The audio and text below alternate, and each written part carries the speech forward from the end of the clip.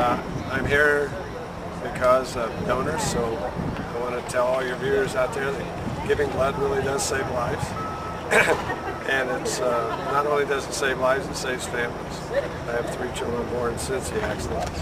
What happened is in 1982, I was an on-duty police officer over in California, and I had stopped a person for speeding and was just giving him a warning, and in that split second got hit by a car at 65 miles an hour.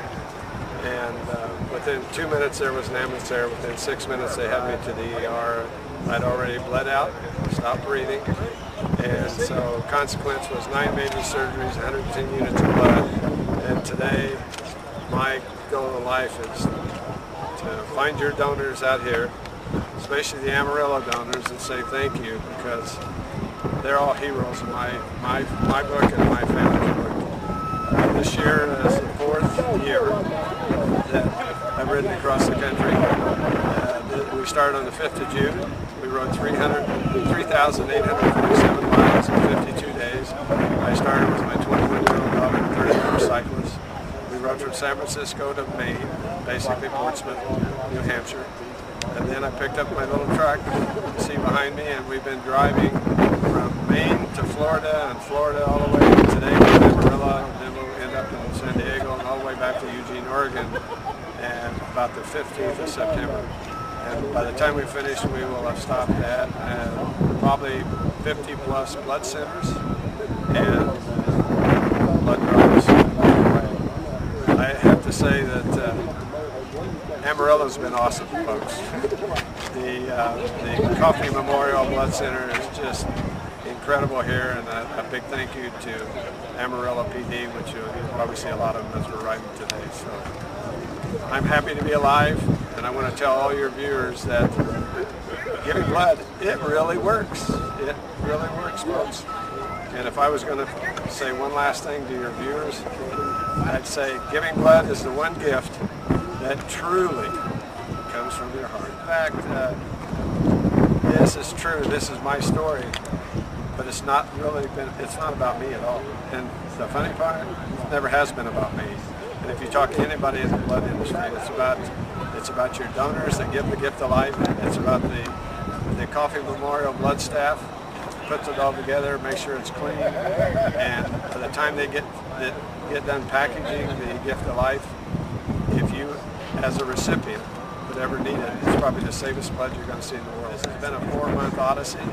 Our goal was to replicate the 1996 ride of 75,000 units of blood, and we had a goal of $110,000 to donate to the Foundation of America's Blood Centers, $1,000 for each pint of blood I used.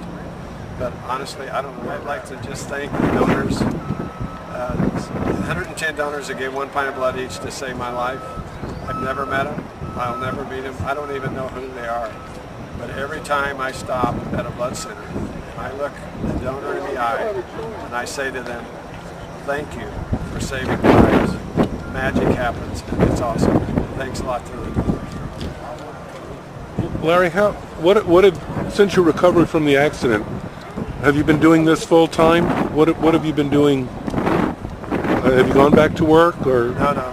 I'm gone from work. And, they said I couldn't do that anymore. So, bottom line is, no, I don't do this full time. I do it. I've done it 4 times over 28 years, and I've been with my family and my grandkids, helping them grow up.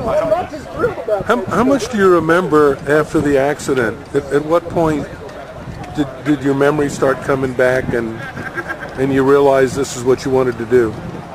Well, my memory came back when I woke up a week later, and the memory was that I didn't remember getting hit. Okay, and then I wondered why I was in ICU hurting so bad.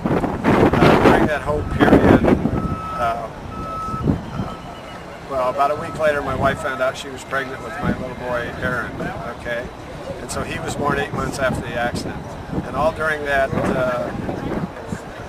3 months of, in traction and 18 months of rehab and another 12 months of getting your head screwed back on right, I had a persistent thought that someday I'd ride across America that little boy Aaron on a bicycle and watch him shake hands with the President of the United States.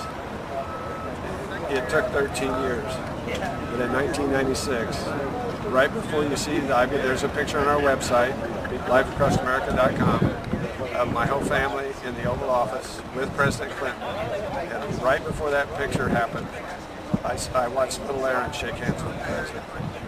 No one can steal your dreams. You can walk away from them, you can lay them down. If it's a righteous dream, just hang in there. Eventually you'll get it.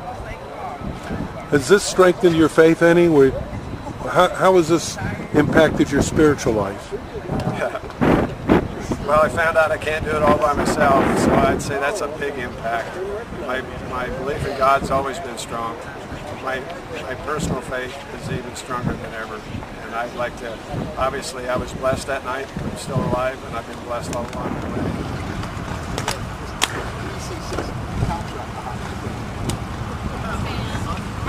All over right there with the camera.